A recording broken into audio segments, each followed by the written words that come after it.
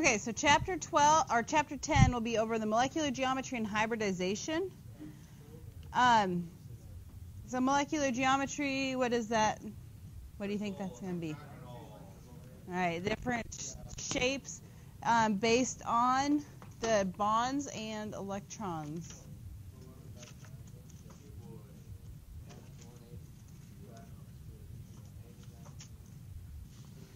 So I'm going to give you guys this right now.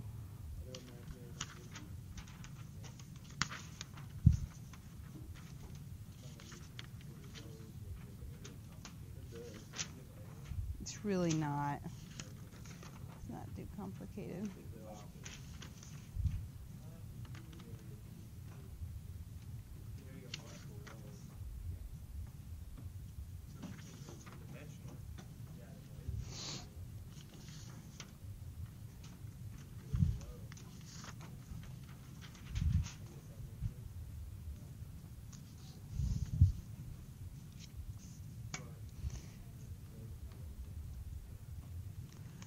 So we are looking at the 3D arrangement of atoms in a molecule and the effects that it has, that 3D arrangement has on its physical and chemical properties.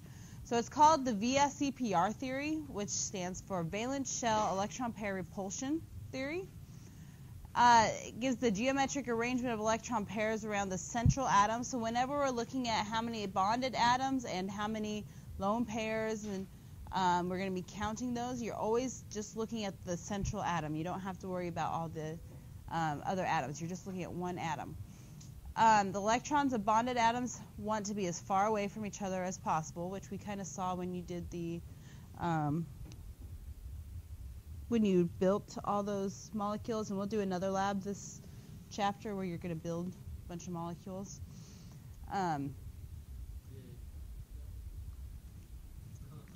And double and triple bonds are treated like a single bond, meaning when you're counting, you're just counting how many atoms are bonded to the central atom. You're not counting how many bonds there are.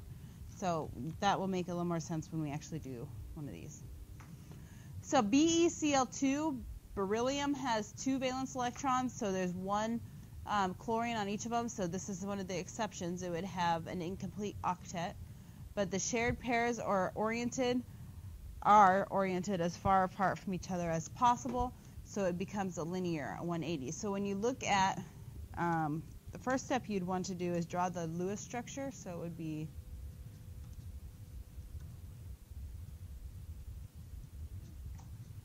and then you're going to count how many atoms are bonded to the central atom. 2. And are there any lone pairs of electrons on the central atom? No. So on your chart you would look at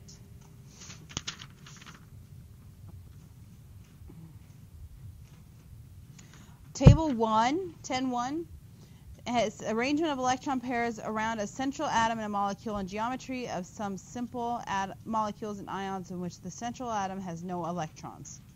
So you're going to, this molecule has no electrons on the central atom, no lone electrons.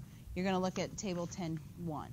Once we get to some that have a lone electrons on them, we will use table 10.2.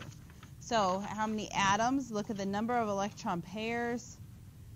There are 2 electron pairs bonded. There's 2 atoms bonded to it. And so you would use this row. It's linear. For this chart, you'll notice arrangement of electron pairs and molecular geometry are the same.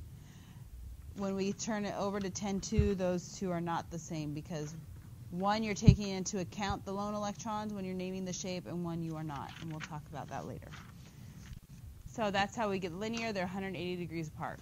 Okay, BF3, boron, has 3 valence electrons, and then we have a fluorine bonded to each of those.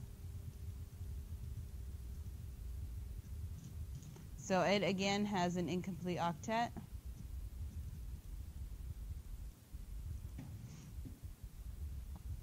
So you would look at table 1. There's how many atoms bonded to the central atom? 3. So you'd go down to the number of electron pairs is 3, and it's trigonal planar. And for the angle, you'll see in that second column, they give you the angles, the bond angle.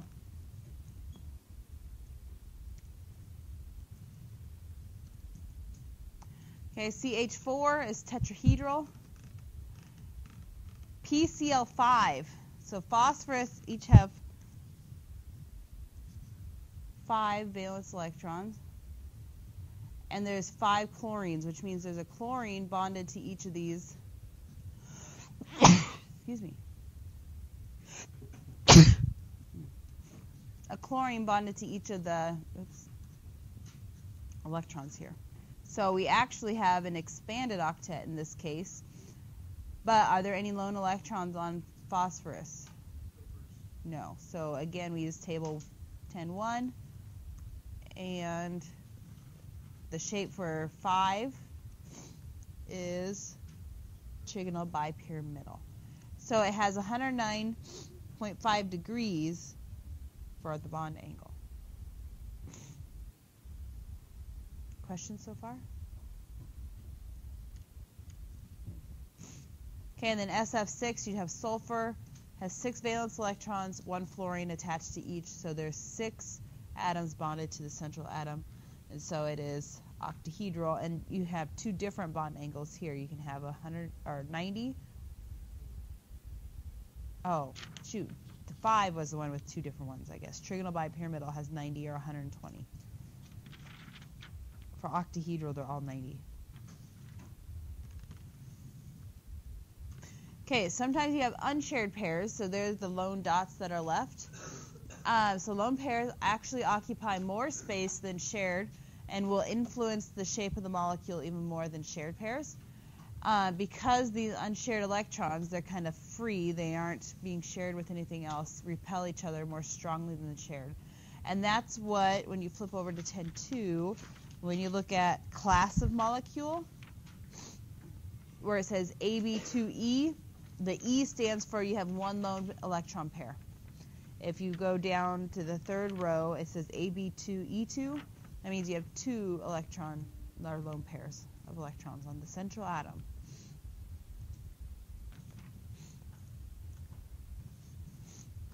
So let's use the VSEPR theory to predict the molecular geometry of these compounds. So the first thing we need to do is draw Lewis structures.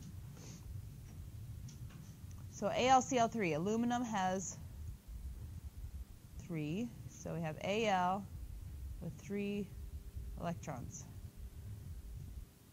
And then we have chlorine bonded to each of them.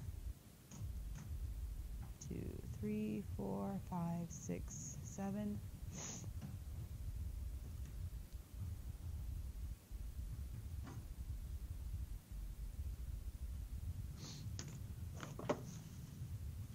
Okay, aluminum is one of the exceptions with an incomplete octet. So, how many atoms are bonded to the central atom? And how many lone electron pairs? 0. On aluminum, right? There are no lone electron pairs on aluminum. So, you would want to look at 10.1. Look at number of electron pairs would be 3. So this would be trigonal.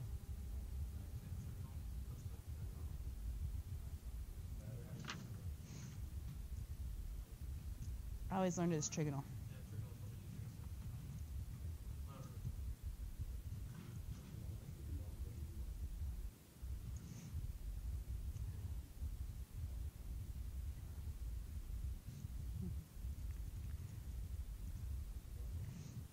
Okay, CBr4. Carbon has how many valence electrons? 4.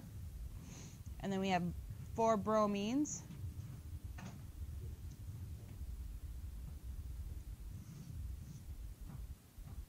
We have 7 on bromine, right?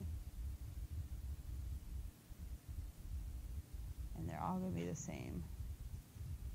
So how many atoms are bonded to the central atom? 4. And how many lone pairs on the central atom? 0. So what would be our geometry? Tetrahedra.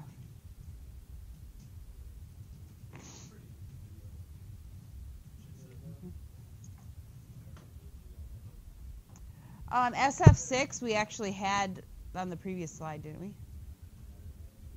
Yeah, what was it? Do you remember? SF6?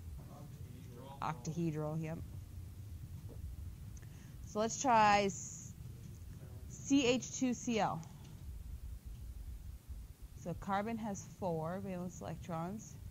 We have 2 hydrogens and then 2 chlorines. So hydrogens each have 1, so we make a bond there. Chlorines have 7. 1, 2, 3, 4, 5, 6, 7. 1, 2, 3, 4, 5, 6, 7. So what kind of geometry would we have? Tetrahedral.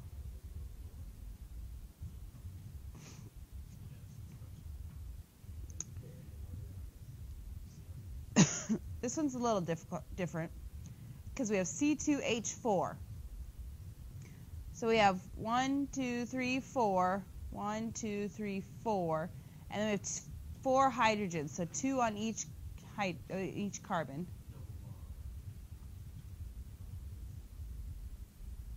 Okay, so you said there's a double bond, right? Okay, so let me erase these. So now, how many what is our central atom?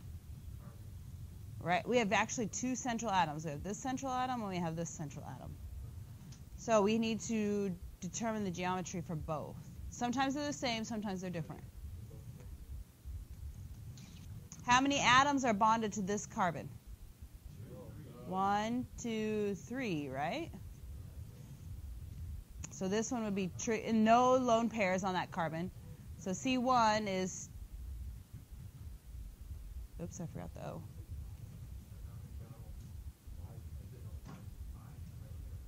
I still forgot the O.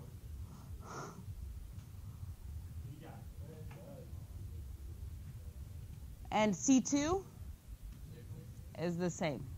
So C1 and C2, you can put it that way or you could write it both out. This is an example where the double bond, when it said count as a single bond, you're just counting how many atoms are bonded to it. You're not counting how many electrons or how many bonds, okay? H2O. We should know, all right? And it looks like this. So we have how many atoms bonded to it? And how many lone pairs? 2 lone pairs. So now you're going to look at table 2.2, right? Number of bonding pairs would be 2 or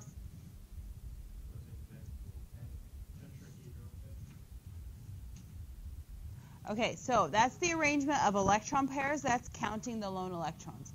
Usually we'll write the geometry. So it would be, we would write bent.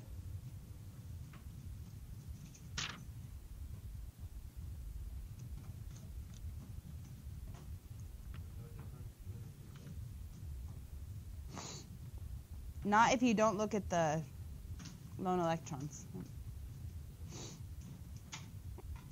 Now, if it asks for the bond angle, you're going to take, okay, look at the arrangement of electron pairs as tetrahedral. Look on this other side, yep, find tetrahedral, and it's 109.5.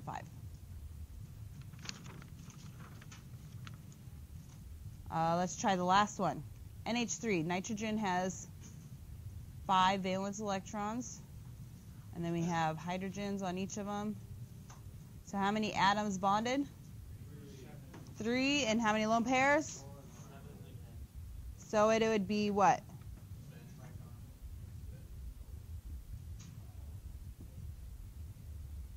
Trigonal pyramidal. And what's the bond angle?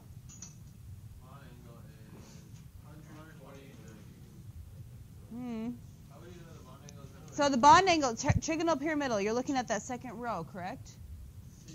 So you look, arrangement of electron pairs is tetrahedral, so you go back over here and look at tetrahedral, 109.5 would be your bond angle.